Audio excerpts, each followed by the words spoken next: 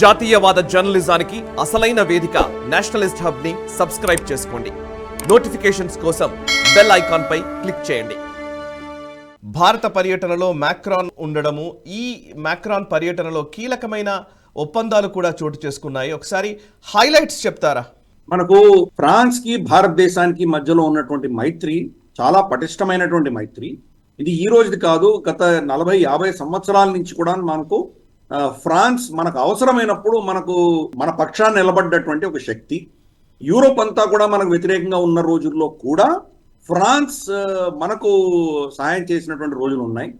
మనకు గతంలో జాగువార్ లాంటివి వాళ్ళు ఇచ్చారు, అలాగే స్కార్పియన్ సబ్మరీన్స్ ఇచ్చారు. మనకు గతంలో చాలా సహాయాలు చేశారు వాళ్ళు.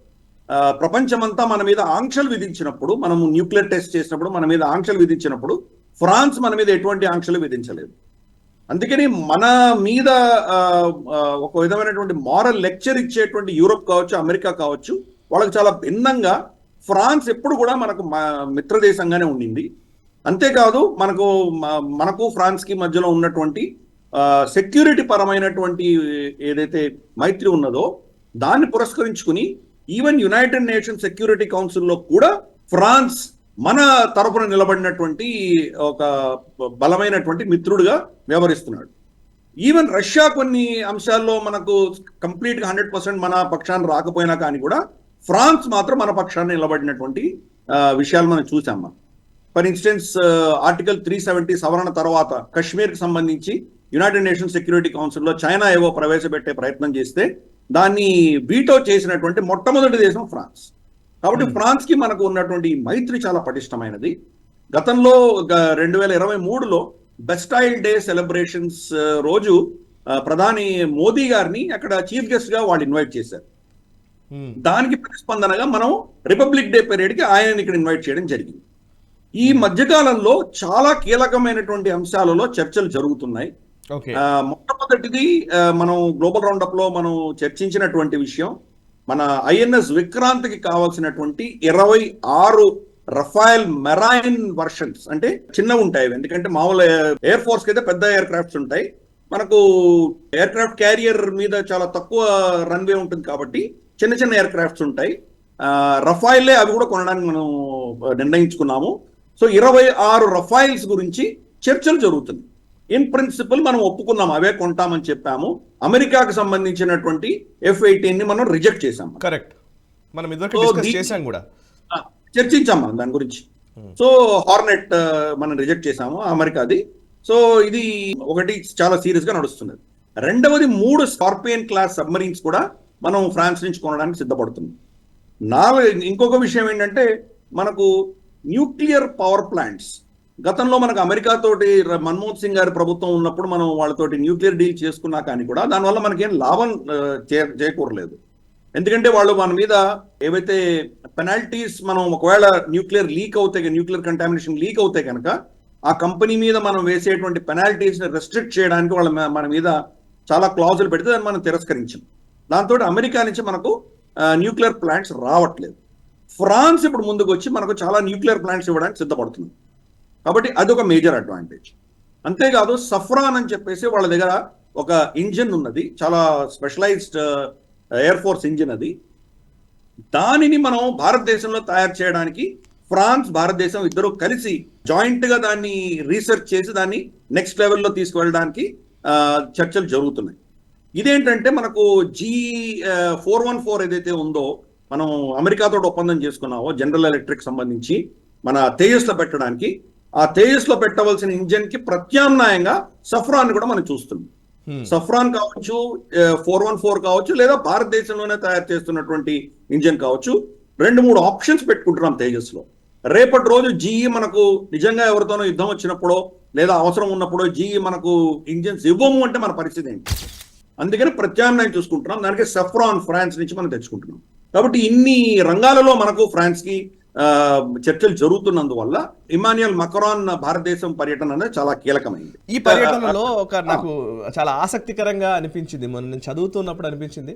మీరు చాలాసార్లు ఈ మాట చెప్పారు, మన దగ్గర డిజిటల్ ట్రాన్సాక్షన్స్కి సంబంధించిన అంశాలను మీరు పదే పదే చెప్తూ ఉంటారు. ఇది ఒక నిజంగా ప్రపంచ దేశాల్లో ఎవరూ చేయనంత ట్రాన్సాక్షన్స్లో మనం ఒక ముందడుగు వేసాము, అద్భుతంగా మనం యూపీఐ పేమెంట్స్ కానివ్వండి ఇవి చేస్తున్నామని. సో ఇప్పుడు సరే, చాలా కీలక ఒప్పందాలు, ఎంఓయూలు, పెద్ద పెద్ద విషయాలు మీరు ఎట్లాగో చెప్పండి. బట్ ఆసక్తికరంగా అనిపించింది, ఐఫిల్ టవర్ దగ్గర మనం యూపీఐ ట్రాన్సాక్షన్స్ ఉండే అవకాశం ఉంది. ఈ మనకు కీ అనౌన్స్మెంట్స్లో భాగంగా ఇది కూడా ఒకటి వచ్చిందని విన్నాను. అండ్ ఇంకోటి 2026ని 2026 సంవత్సరాన్ని భారత్ ఫ్రాన్స్ మధ్య ఇయర్ ఆఫ్ ఇన్నోవేషన్ అని చెబుతూ ఉన్నారు. సో 2026ని ఆల్రెడీ ఆ సంవత్సరాన్ని నిర్ధారించుకోవడం దేనికి సంకేతము? అండ్ ఫ్రాన్స్ భారత్ల మధ్య ఇంకా ఎటువంటి ఒప్పందాలు జరిగాయి, కొంచెం డీటెయిల్స్ ఏమైనా చెప్తారా? మనకు డిఫెన్స్ రంగంలో ఇద్దరు కలిసి జాయింట్ రీసెర్చ్, జాయింట్ ప్రొడక్షన్ చేయడానికి సిద్ధపడుతున్నారు. దానికి చర్చలు జరుగుతున్నాయి. సో చాలా అంశాలలో మనకి ఏవైతే క్రిటికల్ టెక్నాలజీస్ లేవో, క్రిటికల్ టెక్నాలజీస్ మనం రష్యా మీద డిపెండ్ అయి ఉన్నామో, రష్యాకి ప్రత్యామ్నాయంగా మనం అమెరికా దగ్గరికి వెళ్తే కనుక, అమెరికా మనకు తెలుసు ఎటువంటి దేశమో అది. అమెరికాని ఎవరు కూడా నమ్మేటువంటి దేశం కాదు అది. కాబట్టి మనకు ఈవెన్ ఇజ్రాయెల్ దగ్గర నుంచి మనం తెచ్చుకున్నా కానీ కూడా క్రిటికల్ టెక్నాలజీ వచ్చేసరికి ఇజ్రాయెల్ కూడా అమెరికా పర్మిషన్ లేదు, వాళ్ళు ఇవ్వడానికి వీలు లేదు వాళ్ళకు. కాబట్టి మనకు నిజంగా రష్యాకి ప్రత్యామ్నాయం ఏదైనా ఉందంటే ఫ్రాన్స్ ఉన్నది. అందుకనే ఈ రాబోయే 2 సంవత్సరాలలో మనం ఈ క్రిటికల్ టెక్నాలజీస్ లో జాయింట్ రీసెర్చ్, జాయింట్ ప్రొడక్షన్ అన్నది మనం చేపట్టబోతున్నాం. కాబట్టి 2026ని అలా నిర్ణయించారు. అంటే 2026 లోపు ఈ ఒప్పందాలన్నీ జరిగిపోతాయి. కాబట్టి ఈ ఒప్పందాల యొక్క పరిణామం మనం 2026లో మనం చూడబోతున్నాము. చాలా ఇప్పుడు ఫర్ ఇన్స్టెన్స్ మనకు రష్యాకు ఉన్నటువంటి బ్రహ్మోస్ ఒక పెద్ద సక్సెస్ స్టోరీ. అటువంటి సక్సెస్ స్టోరీస్ ఫ్రాన్స్ తోటి మనము బహుశా 4-5 అంశాల్లో మనం చూడబోతున్నాం. సో అందుకని దాన్ని అలా ఫిక్స్ చేయడం జరిగింది. ఈ యూపీఐ విషయానికి వస్తే కనుక జనవరి 25న అంటే మన రిపబ్లిక్ డే కంటే ఒక రోజు ముందర మోదీ గారును తర్వాత ఇమాన్యుయల్ మక్రాన్ జైపూర్లో రోడ్ షో చేశారు. జైపూర్లో రోడ్ షో చేసి అక్కడ హవా మహల్ దగ్గర షాపింగ్ వెళ్తూ అయోధ్య మందిరం యొక్క రెప్లికాని ఆయనకు బహుకరించడం జరిగింది ఇమాన్యుయల్ మక్రాన్కి. సరే, మనం ప్రపంచవ్యాప్తంగా ఏదో మస్జిద్ని ధ్వంసం చేసి అక్కడ మందిరం కట్టారు అని చెప్పేసి భారతదేశానికి వ్యతిరేకంగా వస్తున్నటువంటి స్టేట్మెంట్స్ కి చాలా భిన్నంగా ఇమాన్యుయల్ మక్రాన్ దాన్ని తీసుకున్నారు.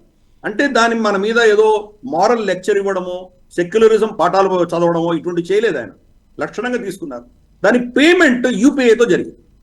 సో అందుకని అది చాలా సింబాలిక్ అనమాట. అంటే ఆయనకు చెప్తున్నారు, మోదీ గారు ఎక్స్ప్లెయిన్ చేశారు ఆయనకు యూపీఐ టెక్నాలజీ అనేది ఎలా పనిచేస్తున్నది, ఎంత దేశవ్యాప్తంగా దాన్ని ఎలా విస్తృతంగా దాన్ని వాడగలుగుతున్నాము అని చెప్పేసి దాని గురించి ఆయనకి ఎక్స్ప్లెయిన్ చేయడము.